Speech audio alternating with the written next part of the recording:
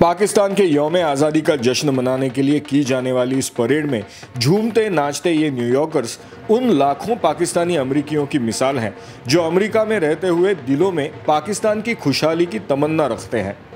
1985 में इसका आगाज़ हुआ था यहाँ पर न्यूयॉर्क सिटी में, और उससे जब से अब तक ये मुसलसल हम हर साल कर रहे हैं और इसमें दिन ब दिन रोज़ बरोज़ इजाफा हो रहा है क्योंकि पाकिस्तानी कम्युनिटी बढ़ती जा रही है स्पेशल न्यूयॉर्क में। हमारा पाकिस्तान से मोहब्बत का इतना अंदाज़ है और यकजहती है कि मैं 3 घंटे की ड्राइव करके यहाँ पर आया हूँ। जैसे हम पाकिस्तान में होते थे पहले, तो जैसे वहाँ पे इंडिपेंडेंस डे का वो सब इवेंट होता था, फंक्शन सब कुछ, तो वैसा ही फीलिंग हो रही है कि वही पाकिस्तानी इन्वायरमेंट, वही सब लोग और एक कंट्री की बहुत अच्छी एक रेपुटेशन सब कुछ है।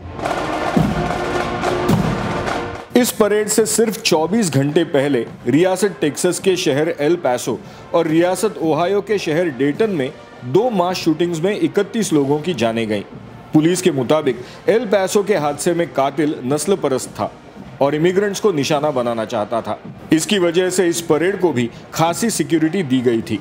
सिक्योरिटी यहाँ पे काफ़ी ज़्यादा है, आप देख सकते हैं कि सभी लॉ इन्फोर्समेंट यहाँ पे हैं, तो इसलिए सिक्योरिटी तो डेफिनेटली ज़्यादा हुई है।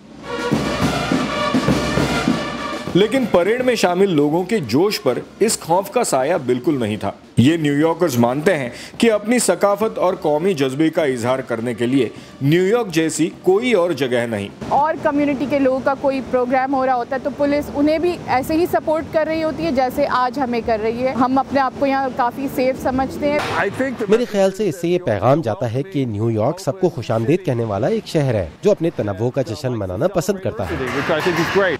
परेड के आखिर में पाकिस्तानी अमरीकियों ने देसी खाने का लुत्फ भी उठाया। Anshuman Apte, voice of America, New York.